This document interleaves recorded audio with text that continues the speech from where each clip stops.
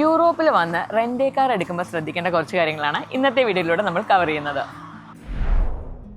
ഞാനിപ്പോൾ ഇരിക്കുന്നത് BMW 1 സീരീസിലാണ്. പക്ഷേ ഞങ്ങൾ ബുക്ക് ചെയ്തിട്ട് വന്നത് ഫോർഡ് ഫോക്കസ് ആണ്. അപ്പം നിങ്ങൾ ബുക്ക് ചെയ്യുന്ന കാറായിരിക്കത്തില്ല നിങ്ങൾക്ക് ഇവിടെ വരുമ്പോൾ കിട്ടുന്നത്.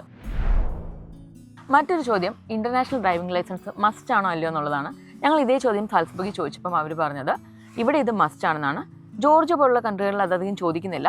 പക്ഷേ നിങ്ങളുടെ ഒറിജിനൽ ലൈസൻസ് എടുക്കാൻ എന്തായാലും മറക്കരുത്, കൂടെ ഇൻ്റർനാഷണൽ ലൈസൻസ്. ഇനി നിങ്ങളുടേത് ഓട്ടോമാറ്റിക് ലൈസൻസ് ആണെങ്കിൽ കഴിവതും മുൻകൂട്ടി തന്നെ കാർ ബുക്ക് ചെയ്യാൻ ശ്രമിക്കുക.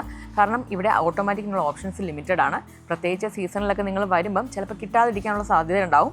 അതല്ലെങ്കിൽ നമ്മൾ നോക്കുന്ന കാറിന് നല്ല റേറ്റ് കൊടുക്കേണ്ടതായിട്ടും വരും. അപ്പോൾ നിങ്ങൾ ബുക്ക് ചെയ്യുമ്പം ഈ ഒരു കാര്യം കൂടി ശ്രദ്ധയിൽ വെക്കുക. അടുത്തതായി റെൻ്റൽ റിട്ടേണിൻ്റെ ഒരു കാര്യമാണ്. ഇപ്പം നമ്മൾ എടുക്കുന്ന അതേ കൺട്രിയിലാണ് റിട്ടേൺ ചെയ്യുന്നതെങ്കിൽ നിങ്ങൾക്ക് റേറ്റ് കുറച്ചുകൂടെ കുറവായിരിക്കും. ബോർഡർ ക്രോസ് ചെയ്ത് വേറൊരു കൺട്രിയിലാണ് നിങ്ങൾ റിട്ടേൺ ചെയ്യുന്നതെങ്കിൽ റെൻ്റലിൽ റേറ്റ് കൂടുതലായിരിക്കും.